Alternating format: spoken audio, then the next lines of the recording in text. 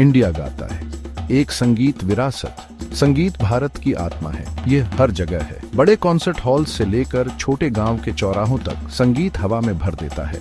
भारतीय संगीत प्राचीन और समृद्ध है। यह विविध परंपराओं का ताना बाना है। हर क्षेत्र की अपनी यूनिक ध्वनि है। हर स्टाइल एक कहानी कहता है।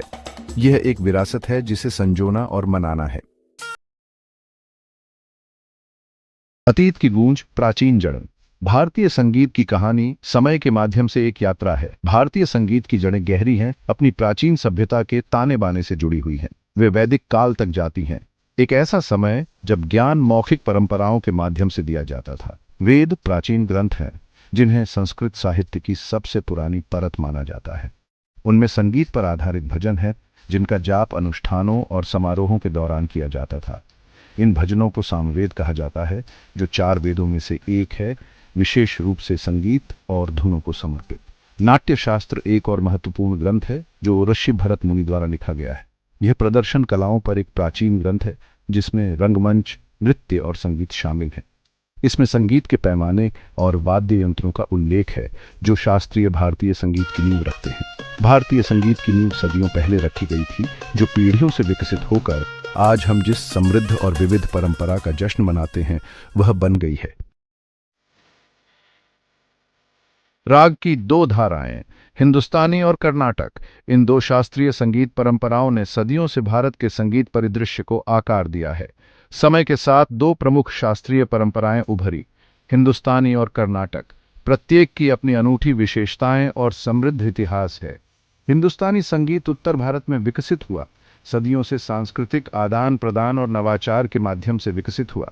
इसने फारसी और इस्लामी संस्कृतियों से प्रभावों को आत्मसात किया, जिससे एक विशिष्ट शैली का निर्माण हुआ जो जटिल और अभिव्यंजक दोनों है।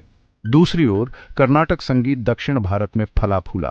इसकी एक अधिक कठोर संरचना है और यह प्राचीन परंपराओं में गहराई से निहित है। यह अपनी प्राचीन जड़ों के करीब रहा, पीढ़ियों से अपने रूप की शुद्धता को बनाए रखा। दोनों परंपराएं राग और ताल की अवधारणाओं पर आधारित हैं, जो भारतीय शास्त्रीय संगीत के मूलभूत सिद्धांत हैं। राग एक मधुर ढांचा है जो इम्प्रोविजेशन की नींव प्रदान करता है। यह विशिष्ट भावनाओं और मनोदशाओं को उजागर करता है। ताल एक लयबद्ध चक्र है जो संगीत के लिए संरचना और समय प्रदान करता है। लय बनाए रखने के लिए यह आवश्यक है। राग और ताल मिलकर ध्वनि का एक जटिल और सुंदर ताना बाना बनाते हैं, जिससे भारतीय शास्त्रीय संगीत एक गहन और मार्मिक अनुभव बन जाता है।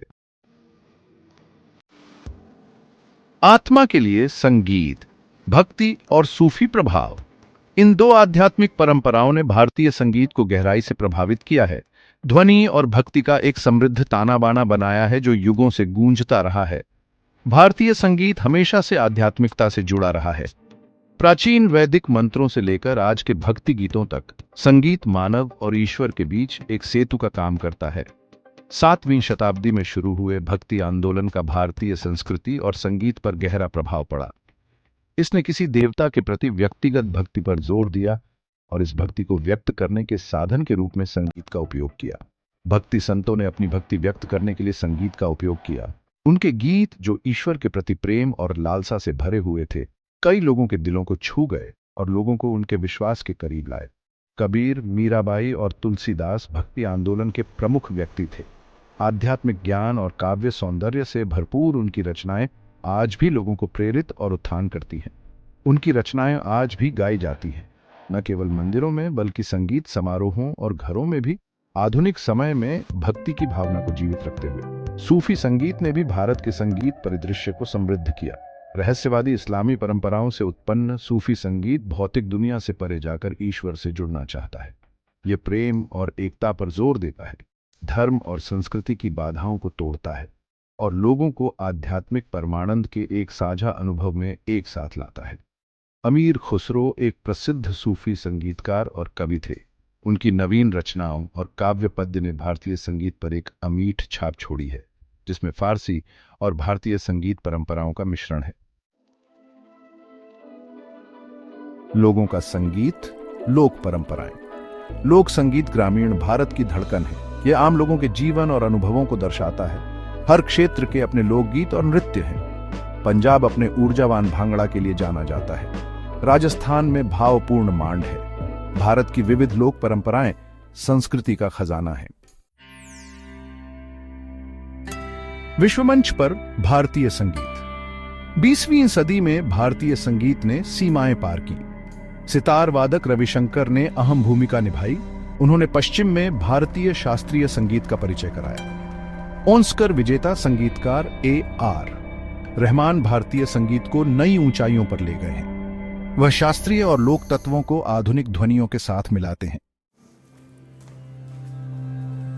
एक कालातीत विरासत। भारतीय संगीत समय के माध्यम से एक यात्रा है। यह प्राचीन परंपराओं की गूंज अपने साथ रखता है। यह समकालीन संस्कृति की गतिशीलता को दर्शाता है। इसकी धुनें और लय लोगों को मोहित और प्रेरित करती रहती हैं। यह एक कालातीत विरासत है जो आने वाली पीढ़ियों के लिए गूंजती रहेगी।